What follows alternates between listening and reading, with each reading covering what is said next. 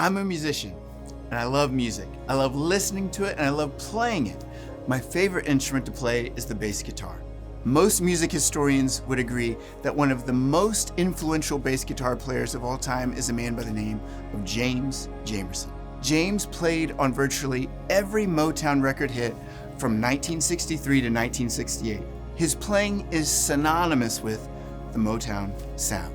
So to give you full perspective, his discography equates to nearly 30 number one hits on the Billboard Hot 100 pop charts and over 70 number one hits on the R&B charts.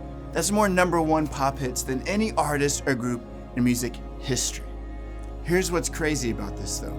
Jamerson's playing style fell out of favor with producers by the 70s because he was reluctant to try new things, and by the 80s he was unable to get any significant amount of session work. You know what the things were that he was unwilling to try? One was put on different strings. Another was to be willing to try different types of amplifiers to magnify his sound, or to play simpler, more repetitive parts. His unwillingness to simplify and play more rudimentary parts was one of the key factors in him not getting work. Think about this. The most successful bass player of all time can't get a gig because he was unwilling to make a few very minor adjustments. Having had the privilege of playing on hundreds of records myself, I can assure you these asks are very minor and standard for any music producer. In my opinion, it's about as significant to a coach asking an athlete to try on a different pair of socks. Here's the point. Sometimes we're just a small adjustment away from the breakthrough. 2 Kings 5 tells the story of Naaman, a commander in the army who had leprosy. He went to the prophet Elisha to be healed. When he gets to Elisha with high hopes, Elisha doesn't even greet him at the door. But Elisha sent a messenger out to him with this message: "Go and wash yourself 7 times in the Jordan River. Then your skin will be restored and you will be healed of your leprosy." But Naaman became angry and stalked away.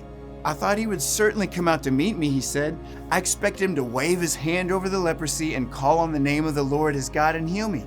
Aren't the rivers of Damascus, the Abana and the Pharpar, better than any of the rivers of Israel? Why shouldn't I wash in them and be healed?" So Naaman turned and went away in a rage. But his officers tried to reason with him and said, "Sir, if the prophet had told you to do something difficult, wouldn't you have done it? So you should certainly obey him when he says, simply go and wash and be cured." So Naaman went down to the Jordan River and dipped himself 7 times as the man of God had instructed him. And his skin became as healthy as the skin of a young child, and he was healed. A lot of times it's something really simple. What's a simple thing that you need to do in order to walk in the healing? What's a simple thing you need to do to walk in the freedom and the abundance that God does have in store for you?